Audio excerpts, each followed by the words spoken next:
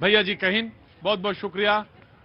साल अब याद नहीं, 9 साल बताते हैं लोग हो गए यहीं पे बात करते करते, लेकिन उससे पहले भी कई जगहों पे बातचीत हमारी आपकी होती रही। बहुत बहुत शुक्रिया, थैंक यू सो मच। वो जो लोग शो में आए हैं, उन शरीक हो रहे हैं, उन सबका बहुत बहुत शुक्रिया। क्या नाम है बाबू जी? यशपाल। यशपाल जी, बहुत बहुत स्वागत है आपका। यही दिल्ली के रहने वाले हैं? हाँ जी, यहाँ दिल्ली के रहने वाले हैं। कुछ कहना चाहते हैं? नहीं, बस बहुत अच्छी बात है, बहुत बढ़िया बात है। चुनाव नजदीक आने वाले, बस वोट डालिएगा। बहुत बहुत शुक्रिया, थैंक यू सो मच। और भैया बढ़िया, वो तो देख के ही लग रहा ठंडा आ गया। कहाँ के रहने वाले हैं? वो तो हमें लग गया था कि मध्य प्रदेश के हैं, ठंडा ज्यादा लग रहा है ना?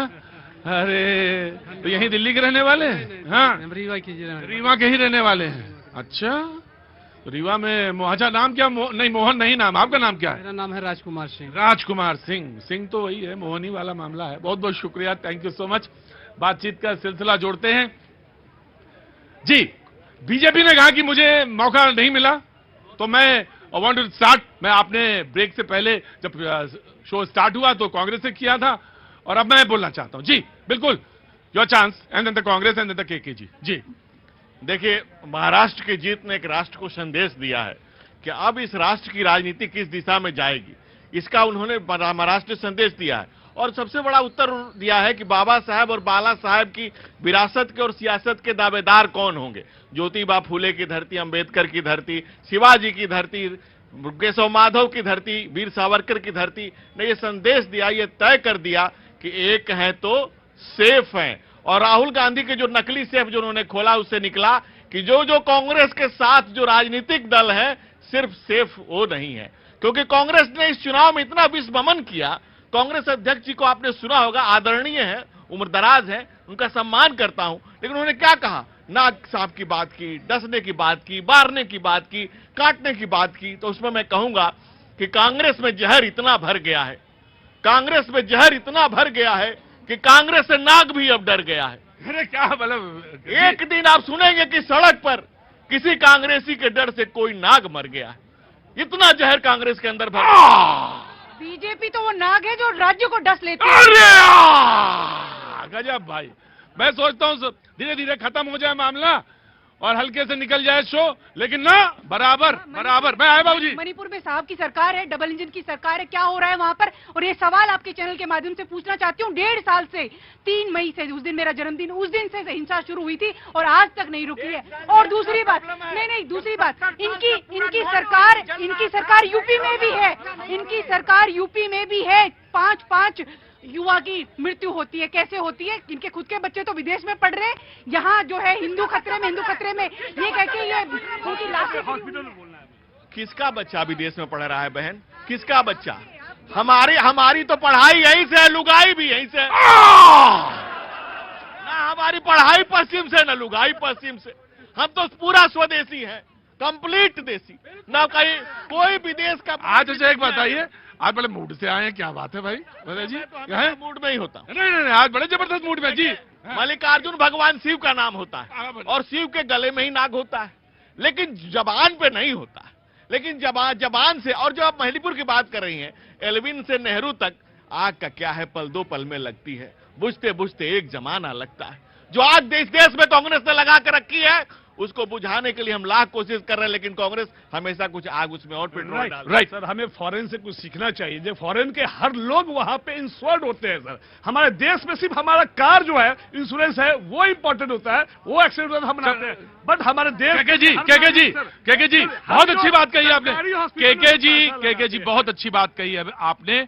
अभी अगर मैं कहूं कि टैक्स देना है, तो बगल वाला कहता है टैक्स बचाने के रास्ते बताओ, टैक्स देने का रास्ता ना बताओ मुझे। तो ये हमारी हम कहाँ नैतिकता कहाँ पे खड़े हैं, ये हमें सोचना चाहिए। बाबूजी अब हाथ उठा रहे थे जी, बोलिए। कांग्रेस तो है ही नहीं। जब मैं बच्चे था तो अरे कितने बड़े बच्चे थे आप? 7-8 साल का था तो जोड़ा बैल के साथ कांग्रेस था। असली कांग्रेस को तो कूड़ा में फेंक दिया। इंदिरा गांधी ने सत्तारूढ़ कांग्रेस में गाय बछड़े के साथ, उसको भी कूड़ा में फेंक दिया। फिर इंदिरा कांग्रेस में हाथ के साथ, उसको भी कूड़ा में फेंक दिया। अब जो है ना, अब नेशनल कांग्रेस बन गया या सोनिया कांग्रेस बन गया। नहीं, अब तो खड़गे जी हैं प्रधानमंत्री, वो आपके अध्यक्ष। तो कांग्रेस तो है ही नहीं कूड़ा। अरे कैसे ऐसा ना कहिए भाई। देखिए, हाँ जी, अरे रुकिए। प्रतीक भैया देखिए, कांग्रेस की पोल तो अभी मेरी बहन खड़ी और अभी बुजुर्ग आदमी थे, उन्होंने खोल दिया है। देखिए जिस प्रकार से दिल्ली के अंदर आज अस्पतालों की हालत देख ली, मैं पूछना चाहता हूं आम आदमी पार्टी से कि आम आदमी पार्टी बताए आपके माध्यम से कितने नए इन्होंने स्कूल बनाए, जगह का नाम लेकर के बताए, कितने नए हॉस्पिटल इन्होंने बताए, जगह का नाम लेकर के बताए, और ये बुजुर्गों की पेंशन की बात करते हैं। प्रतीक भैया, जो आंगनबाड़ी में हमारी आशा वर्कर हैं, जो दिल्ली के अंदर सबसे ज्यादा काम करती है, पूछिए इन्होंने 500 रुपए मानदेय बढ़ाया था, उसको भी वापस ले लिया इन लोगों ने, पूछिए कब देंगे उनको। नासिर साहब, चुनाव नजदीक है, संभल के बोलिएगा। बिल्कुल तो बिल्कुल सिर्फ आगाह करने का काम है मेरा, बाकी तो आप ही जाने और आपका चुनाव जाने। जी जी जी, हमारे भाई और बहन ने अभी आरएमएल हॉस्पिटल के बारे में बताया। जी आरएमएल हॉस्पिटल केंद्र सरकार का, मैं अपने दोस्त को बताना चाहता हूँ। जी दिल्ली में चिंता क्या है, दिल्ली में 2 सरकारें काम कर रही हैं। अरविंद केजरीवाल जी काम करने की बात करते हैं और दूसरी सरकार जो एलजी के माध्यम से केंद्र सरकार चला रही है, वो रोडे अटकाने का काम कर रही है। हर एक चीज में जितनी भी वेलफेयर स्कीम्स है, उनको रोड़ा अटकाने का अगर किसी ने फिर डबल इंजन वाला मामला क्यों ना? अरे रुको रुको रुको, नासिर साहब, डबल इंजन की सरकार दिल्ली में नहीं चलेगी, सिंगल इंजन की सरकार 12 साल से चल रही है, चलेगी। अब सुनिए, केजरीवाल जी ने कहा था कि आधी हमारी सरकार है और आधी सरकार का भुगतान दिल्ली की जनता 10 साल से भुगत रही है, तो दिल्ली की जनता कह रही है कि अब आधी नहीं चाहिए, हमें पूरी चाहिए। और जब पूरी मिलेगी, डबल इंजन जुड़ेगा, तभी जब इंजन से डब्बा जुड़ता है तभी विकास के रास्ते पर चलता है। जब डब्बा पटरी पर से उतर जाता है तो विकास नहीं, ऐसे ही मिट्टी और धूल उड़ती है और पोल्यूशन से जनता की मृत्यु होती है। सच्चाई है ये। अच्छा ठीक है ठीक है। हाँ जी बाबूजी, क्या कागज ले आए? ये मैं कागज लाया हूँ, ये कहते हैं कि हम पेंशन दे रहे हैं। मैं सीनियर सिटीजन हूँ, क्या नाम है बाबूजी आपका? विमल शर्मा। कहाँ रहते हैं? मैं दिल्ली 6 से हूँ, वैसे इस टाइम मैं गांधीनगर रह रहा हूँ। जी बोलिए। हाँ, मैं ये बताना चाहता हूँ कि ये जो पेंशन देते हैं आपके माध्यम से, आपके चैनल के माध्यम से, और दिल्ली वासियों को जो ये पेंशन देते हैं, वो आपके बिजली के बिल में लग के आ रही है। बिजली के बिल पे कैसे लग गया? देखिए, पेंशन सरचार्ज लग के आ रहा है, कमर्शियल बिजली का बिल जो भी है उसमें पेंशन कमर्शियल चार्ज ये लग के आ रहा है। 265 रुपए इसमें लगे हुए हैं, पेंशन के चार्जेज हैं ये।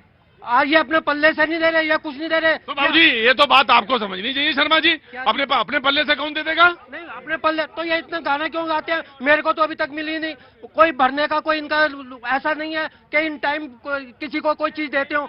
दूसरी बात ये है, मैं आ गया जी, मैं हाँ जी जी। मैं कह रहा था कि कहाँ से? मैं दिल्ली से ही हूँ। नहीं दिल्ली से तो है ये, कौन से प्रेस में है?